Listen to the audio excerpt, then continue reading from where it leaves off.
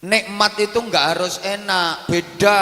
Nikmat dengan enak itu beda. Nikmat itu kadang-kadang sakit, nikmat itu kadang-kadang menderita, tapi rasanya nikmat. Contoh dijawab, makan di restoran mewah dengan makan di tengah sawah, enak mana? Nah, sawah, itulah jawabannya orang yang nggak pernah ke restoran.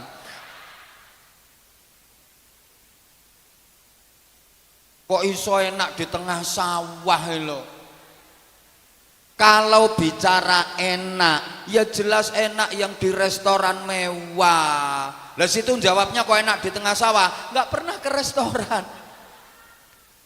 Soal enak jelas lebih enak yang di restoran mewah, harganya aja lebih mahal, masakannya lebih higienis, bumbunya lebih lengkap, lebih enak di restoran mewah. Tapi soal nikmat, boleh jadi lebih nikmat makan yang di tengah sawah. Makan di tengah sawah, pikirannya tenang, hatinya nggak beban, nggak mikir utang. Walaupun menunya sederhana, nggak ada lauk, cuma nasi sama sambal kecap tok plus sate. Wah, nikmatnya luar biasa itu.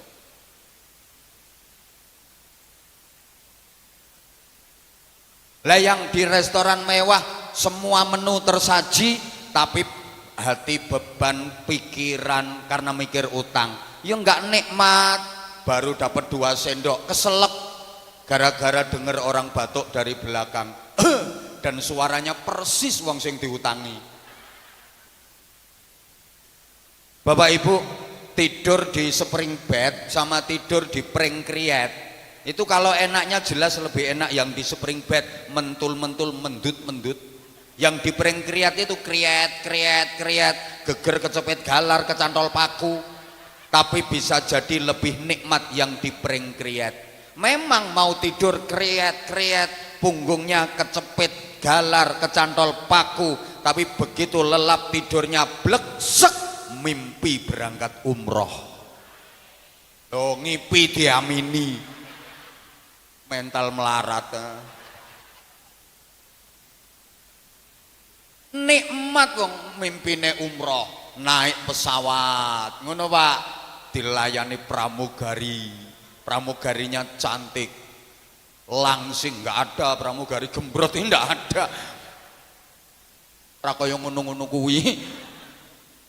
Nyampe Madinah bisa sholat jamaah di Masjid Nabawi, ziarah ke Rasulullah, masuk raudhah, sholat, iktikaf, zikir, berdoa di situ, nikmat. Jalan-jalan ke kebun kurma, city tour, makan bakso di sana, minumnya es teh seruput-seruput seger, begitu ngelilir iler. Tapi nikmat. Lah yang tidurnya di spring bed, mentul-mentul, mendut-mendut, begitu lelap tidurnya bleksek, mimpinya dikejar-kejar hantu, dibereki gendruwo, gitu loh. Maka sekali lagi nikmat itu kadang-kadang sakit, tapi rasanya nikmat. Ibu tolong dijawab, dicubit itu sakit apa sakit? Sakit. Tapi kalau yang nyubit orang yang dicintai, ya sakit tapi terasa nikmat. Contoh, kamu dicubit sama aku, ya sakit tapi rasanya Bu, hamil, bahasa Inggrisnya the meteng. Payah apa payah? Payah, capek, sakit. Tapi kalau yang dikandung itu anak dari suami yang dicintai, rasanya nikmat.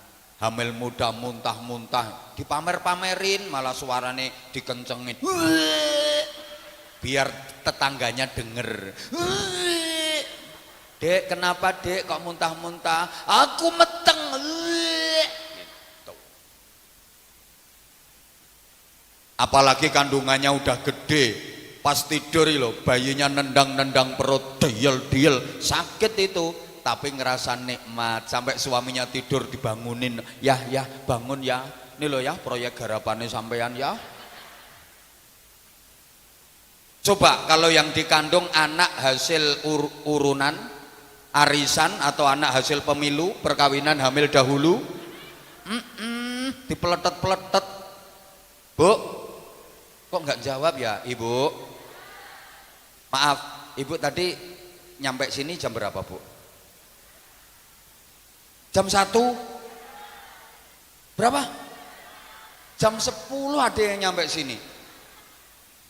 Waras apa ora gue yo? Ya udah, kalau tadi misalnya jam 12 sudah nyampe sini berarti udah 4 jam ibu di sini. Capek apa enggak? Bohong kalau enggak capek. Enggak capek kok le mulunggu halian ping 7. Silo sembujung mereng iwo mereng nengen. Saya yakin ibu capek, tapi capeknya hilang. Ibu ngerasa nikmat karena bisa ketemu sama idola. Lah saya kalau ditanya, ini tadi kiainya juga nanya, apa perjalanannya? Masya Allah luar biasa. Dari satu titik ke titik yang lain paling deket 6 jam. Ada yang 7 jam, ada yang 11 jam pindahnya itu. 1 minggu enggak pulang, dan ini sudah biasa. Saya kalau ditanya capek apa enggak? Capek. Kalau saya bilang enggak capek, bohong. Ya capek, ya sakit. Saya lebih sering tidurnya itu di hotel Bandung, Ban Gelundung. Lah emang iya kok. Mobil-mobil Ban Gelundung capek, meskipun capek saya ngerasa nikmat, saya bahagia, saya senang karena saya mendapatkan, coba ngomong amplop-amplopmu, suudzon yang senengane, saya mendapatkan sakarepmu, mendapatkan barokah, mendapatkan banyak saudara. Lah kalau saya nggak datang ke sini, apa saya ketemu jenengan? Apa saya dapat saudara beliau Kiai Merlin Susri, jenenge kok kaya wong Jerman, Merlin. Ayo coba gitu loh. Ya sakit tapi rasanya nikmat, dan nikmat itu jangan hanya di dunia, rugi, harus dunia akhirat. Karena kenikmatan dunia itu sifatnya mata'ul ghurur, kenikmatan yang menipu. Nikmat yang sesungguhnya itu nikmat akhirat, karena kenikmatannya tidak terputus dan terus menerus, bahkan semakin lama semakin bertambah nikmatnya.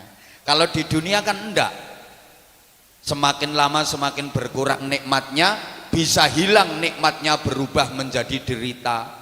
Hanya enak di permulaan saja, itu nikmat dunia. Maka bahasa Al-Quran mata'ul ghurur, kenikmatan, kesenangan yang menipu. Makan itu enaknya ya pertama netok, sendokan pertama kedua, coba terus sendokan ke 30, terus lagi sendokan ke 100, muntah. Kalau nikmat akhirat enggak, tambah nikmat, tambah nikmat, tambah nikmat, gitu loh. Minum di dunia enaknya ya tegukan pertama kedua, lanjut tegukan ke 100, beledos.